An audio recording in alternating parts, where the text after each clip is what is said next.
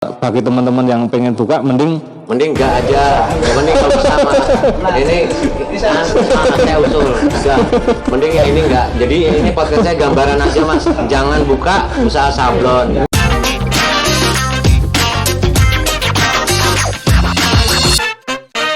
Jangan lupa ya untuk like, komen, share, dan subscribe channel ini.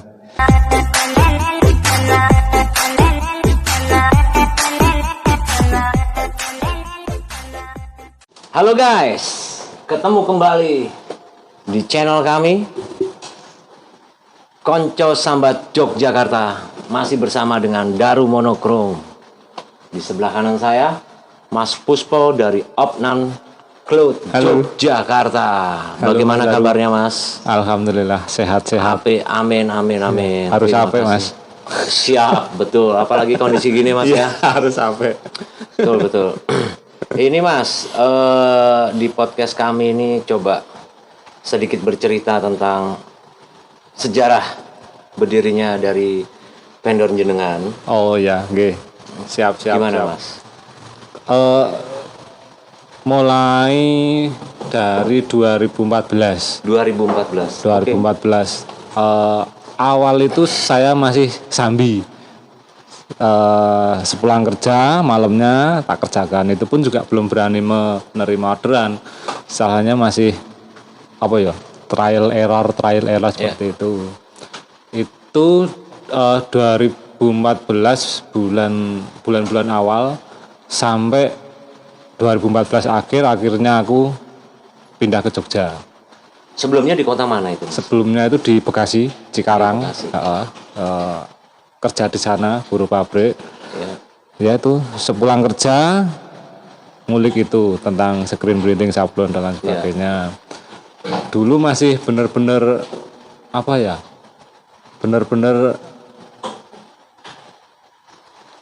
trial by error aja. Istilahnya gurunya itu dulu juga belum kenal YouTube. Kenal pun cuman teman-teman supplier, istilahnya kayak kaos polos, terus bahan cat dan lain sebagainya. Jadi ya konsultasinya cuman dari mereka aja. Terbatas ya Mas? Sangat terbatas dulu itu. Sangat terbatas. Sewaktu Akhirnya di Bekasi terbantu mulai meningkat itu gimana itu Mas? Sampai kondisinya seperti saat ini. Nah setelah 2014 akhir itu kan aku sudah off di pekerjaanku yang di Cikarang itu. Akhirnya terus aku pulang ke Jogja. Tahun 2014 akhir. 2014 akhir. Jadi di Cikarang itu cuman beberapa bulan, sekitar 5 bulanan lah. 5 bulanan untuk sablonnya itu. Habis itu terus 2014 akhir pulang ke Jogja, merit. Nah setelah itu melanjutkan lagi tentang keinginannya di dunia pergombalan sablon cetak saring itu. Di situ langsung kenal yang namanya komunitas sablon Jogja. Di waktu di Cikarang itu sebenarnya udah tahu lewat sosial media Facebook itu kalau ada komunitas sablon Jogja. Nah di situ emang sudah mengamati sih, sudah nimbrung gitu di sosmednya. Habis itu pulang terus coba lebih intens di sosmednya itu belum berani ikut untuk kumpulan secara offline itu belum berani. Nah, alhamdulillah di situ ada temen yang dari Serumbung. Namanya itu Mas Ramadan. Ngajakin saya untuk ikut kumpulan komunitas. Datang pertama itu di tempat siapa itu Mas? Dulu masih di garasinya Mas Faiz. Masih. Dulu di sana beberapa kali. Dulu sewaktu aku pertama kali ikut itu kalau nggak salah itu katanya sudah ketiga kalinya kumpulan itu. Dan kumpulan itu diadakan tiap bulan katanya. Tiap bulan sekali. Tiap bulan sekali, dan itu aku mulainya itu katanya udah dapat 3 kali ini, katanya seperti itu kalau misalnya aku dulu nggak salah dengar. Nah dari situ aku mulai intens ikut itu. Sharing-sharing, tanya jawab. Ya. Juga seputaran teknik. Betul. Jadi secara nggak langsung jalanku bisa seperti ini itu melalui teman-teman KSJ.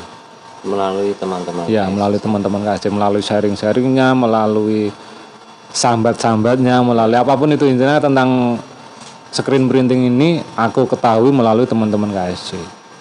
Jadi peran dari komunitas itu sangat besar ya Mas. Buat vendor saya perkembangan sangat besar. Mungkin kalau memang ada grid-gridnya mungkin yang kedua, karena yang pertama kan yang bikin hidup toh.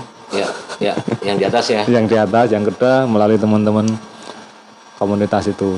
Lanjut di vendor itu akhirnya berkembang, ada ininya cerita yang bisa menggambarkan bagaimana perjuangannya Mas, yang seru-seru itu. Kalau pernah ada pengalaman gimana Mas dengan konsumen kah, dengan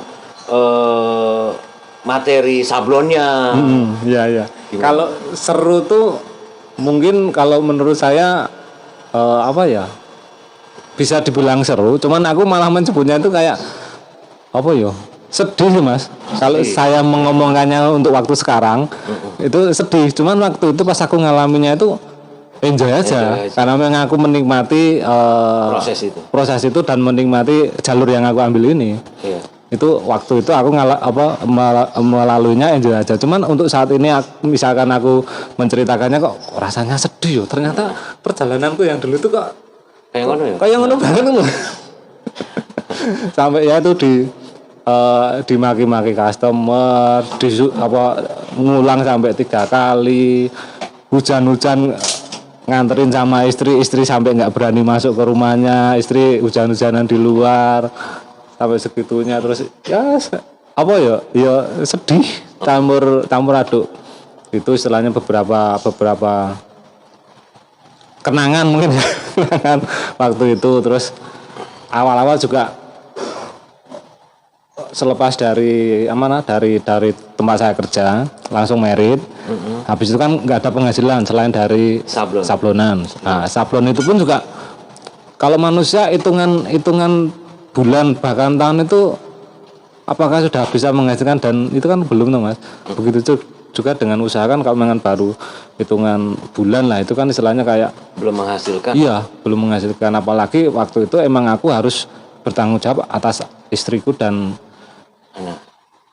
anak juga. Iya. Makanya kan istilahnya iki piye carane aku ora ndek pemasukan tapi aku harus bisa menghidupi mereka, keluarga aku. Ya. Akhirnya tak sambil lagi. Istilahnya malam tak kerjakan sablon, siangnya cari kesibukan entah apa. Sempat gitu Mas? Sempat Mas. Dan itu berjalan kira-kira hampir 2 tahun Mas. Hampir 2 tahun? 2 tahun. Oh, siang itu kayak apa Mas contohnya? Siang itu sempat aku ke buruh bangunan. Itu sempat, itu selama 3 minggu. Terus yang paling lama itu aku antar jemput tetanggaku. Beliau kan ngajar di luar kota Magelang. Nah, pagi nganterin, siang jemput. Terus sampai hampir 2 tahun tuh sampai beliau pensiun. Nah, dari situ ya alhamdulillah dapat tak kasihkan untuk istri, untuk bekal beli beras. Nyablonnya itu malam Mas? Nyablonnya malam. Belanja kainnya ya tuh selepas nganter, kadang aku nggak langsung pulang, mampir toko kain, terus habis itu beli peralatan. Iya. Bahkan sendiri Mas? Masih sendiri. Bahkan dulu yang pernah aku ingat itu dan masih sempat ini prosesnya gini Mas, di tempat saya nyablon yang dulu itu kan terang banget. Terangnya itu bukan terang lampu tapi terang matahari. Iya. Nah, makanya aku kalau dengan proses afdruk itu malam. Malam itu kadang-kadang start aku jam 10 sampai jam 2. Itu karena apa? Karena memang listrikku kan di rumah masih terbatas. Habis itu nunggu TV mati, nunggu peralatan elektronik yang kalau misalnya jam-jam segitu kan keluarga udah pada tidur. Nah, baru aku mulai. Jam 2 selesai. Jam 2 selesai. Itu pun kadang masih ada yang revisi. Istilahnya wah ini kok ambrol, jebol dan lain sebagainya gitu. Terus nyuci screen juga cuman ngandelin air pump. Sedangkan kan untuk nyuci screen disarankan untuk tekanan air yang tinggi. Nah, sedangkan air pump kan cuman kecil kayak gitu. Iya. Nah itu juga digosok-gosok pakai M3 itu semuanya itu screen 40 kali 60 ya itu membersihnya Dulu alatnya pakai apa mas awal-awal? awal-awal itu nodong mas, nodong. Habis itu pelan-pelan ada rezeki beli frame presisi Presisi dengan 12 papan 12 papan. seperti itu. Terus Oke. ya itu pelan-pelan akhirnya diterima hasil karya saya ke customer. Nah dari situ mulai ada pemasukan. Setelah itu saya rasa bisa mencukupi kebutuhan saya, akhirnya saya lebih intens ke situ. Itu kemarin waktu awal-awal buka itu mas modal berapa mas? Kalau modal utama itu modal awal itu aku cuma niat mas. Niat pertama emang aku bisa dibilang passionku tuh dari dulu di kaos. Dari waktu SMA itu aku sudah senang sama kaos-kaos yang ada tulisannya. Nah dan aku tahu akhir-akhir ini bahwa tulisannya itu tekniknya di sablon itu. Dulu tuh nggak tahu yang namanya tekniknya font dan lain sebagainya waktu sekolah itu. Padahal udah suka sama perkaosan. Dulu sering di Malioboro kan ada merek tertentu yang dia menurut saya dia bikin desainnya itu bagus. Iya. Nyeleneh. 99% gila. Iya. Alumni rumah sakit jiwa. Iya. Nah, dulu sering aku beli-beli kayak gitu. Nyeleneh dan itu kayak mungkin bagi sebagian orang kaos yang kok dituku. Cuman buat saya kok kok ini kok Unik. mau ngundang perhatian lah intinya seperti itu. Nah, Oke. Itu berjalan dengan waktu bisnis semakin dewasa. Kemudian juga tantangan berikutnya pasti bertambah mas. Gitu. Pasti mas. Tantangan berikutnya pasti bertambah. Terus ini sekarang kok bisa ceritanya Mas Puspo ini lebih cenderung ke ini nih, garapannya rasran ini. Saya perhatikan di sosial media kayak gitu. Kenal saya Mas Puspo itu pertama saya beli tulisan apa itu? Jogja keren banget. Jogja sini. Bukan, Jogja keren banget. Oh gitu. Yang sablonannya mas. Sing nyablon sapa? Tak takone sing nyablon sapa? Kowe to? Saya. Ya wis. Kowe jemuk saja. Sing beli siapa? Yo akeh wong akeh. Jogja keren bener ya. Jogja keren banget. Nah waktu itu iya. Mas Bapak ke rumah saya pertama kali. Tak anterin ke tempat Mas Bejo. Itu belum KSC ya saya? Atau sudah ketemu di KSC dulu? Sudah mas. Sudah ketemu di KSC? Kayaknya sudah. Karena Sudah ikut kopdar. Di Yudi ya, di Kopdar. ya habis itu kan selang nggak lama kopdar di tempat Mas Bejo. Itu udah lama banget ya. Lama tempatnya dangdut. Oh iya ding. Paling mudah tempat Mas Bejo itu ada dangdutnya. Ada dangdutnya, ada dundat. Oh jadi itu apa namanya buka pre-order juga dulu? Awalnya saya kenal. Iya, buka Iya mas, itu kok bisa pada akhirnya ini karena spesial Dulu barakannya Mas Puspo ini, jadi saya mengambil kesimpulan kalau malu bertanya di jalan itu dari Mas Puspo. nah ini juga Karena banyak bertanya. malu-maluin. Setting. Saing itu juga dari Mas Ramadan. Dulu kan istilahnya ya itu sebentar Ya. tak cerita sedikit dari Mas Ramadan itu diajain. Mas Ramadan juga niatnya seperti itu. Wis pokoknya gabung ae Mas, rasa isin. Wis kok kono mesti ada iso oleh Ilmu. ya oleh sesuatu karena memang niat kami gabung memang untuk belajar dan delalah teman-teman KJ waktu itu emang benar-benar welcome. Dan yang sangat saya rusuh waktu saya itu, maksudnya saya repotkan itu beliau Pak Uda. Nah itu benar-benar saya repotkan. Oh, udah. Saya repotkan. Besok nggak anu syukuran. Bahkan mungkin seminggu 3 kali, seminggu 2 kali datang ke Pak Uda. Mas Agus yang dulunya belum di tempat Pak Uda sama Mas satu lagi itu siapa aku lupa. Yang sampingnya rumahnya sampingnya Pak itu.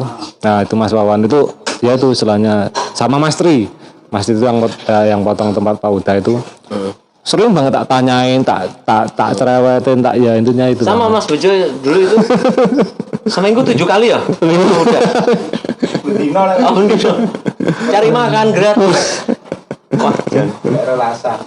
golek rolasan dan dia tahu jam-jam yang memang pas lagi bongkar ya toh? Bongkar sego itu tahu ya Pak udah ya ini. Tapi apa-apa jadi pinter Pak, pinter madang. Ya berarti itu ya dari komunitas ya sumbang ini Iya, Pak, untuk di Pahuda, bidang terlebih Pahuda juga Pauda ya. memang Pauda emang dari awal aku gabung ke aku tahu komunitas Sablon Jogja itu Udah ketemu Pauda. Pahuda waktu itu ya? Udah ketemu Pauda. Oke. Itu emang apa ya istilahnya kalau dibilang guru mungkin lebih dari itu. Ya. Kalau Pauda itu karena nggak cuma sekedar sharing dia, istilahnya juga apa yo lebih membimbing yo intinya secara kasarnya kalau memang dibilang guru di atasnya guru. Ya. Terima kasih Pahuda Pak itu. Huda. Dosen, dosen. Terima kasih Pak Huda ini teman-teman Pokoknya- juga merasakan apa yang hasil ya hasil. Merasakan apa yang mau ngerasain. Nah, itu merasakan hasil dari bimbingan Pak Huda. Iya. Maksudnya gitu loh. Dan banyak banget sih istilahnya sharing-sharing Pak Huda ke banyak orang tuh banyak banget. Ke saya, ke Mas Ramadan dan yang lainnya itu. Nilainya dulu apa sih Mas Puspa? Bapak udah dulu Yang pasti teknik Mas. pertama. Oh teknik. Teknik sablon pasti itu istilahnya. Apa yang paling mengenang untuk Satu yang sangat saya ingat itu Pak Huda pas lagi nggarap plaster. Pokoknya desain plaster banyak warna. Aku penasaran dengan hasil sablonnya. Kok bisa seperti ini Pak Huda? Saking penasarannya sampai saya itu minta orang nggak saya balikan toh, minta hasil print-printannya itu buat tak coba di rumah.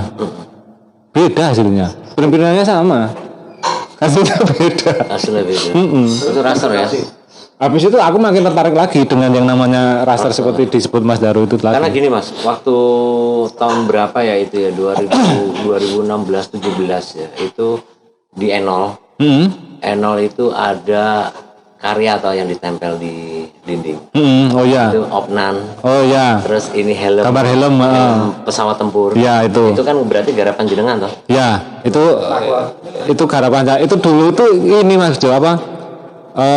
Kan di CC teman-teman KC kan sering ikut pameran. Indonesia Grafika Expo. Ya itu apa lupa itu kalau nggak salah 2 kali. Nah di situ kan teman-teman pada pasang karya. Nah di situ pasang karya. Aku ikut. Alhamdulillah disimpan sama Mas Faiz. oh, Disimpan Itu sama rubber ya Faiz. dulu ya Mas? Rubber ya? Belum kenal plastis aku Mas. Itu yang mecah siapa Mas? Saya tapi ya itu atas arahan dari Pak Huda. Pak Huda. Oh gitu. Pakai rubbernya dulu apa Mas? Beli di baratnya Malioboro itu namanya apa tuh lupa. Domika. Domika. Oke, itu ya. Pakai itu. Pakai rubber ya itu. Pakai rubber Berapa warna waktu ekstra. itu? Itu cuman grayscale Mas 2 warna. grayscale itu. 2 warna itu. Oh, yang helm pesawat tempur itu? Heeh, 2 warna itu. Itu tuh lah delalanya itu catnya itu abunya habis, tinggal putih sama merah. Nah udah tak ajar merah, malah jadinya kecoklatan itu, betul. terus tak ajar sama putih udah. Iya, pantas. Saya tadi bilang grayscale itu Ada warnanya. Kok ada dengan saya waktu itu coklat itu. Iya, ya itu merah itu. di monokrom sih.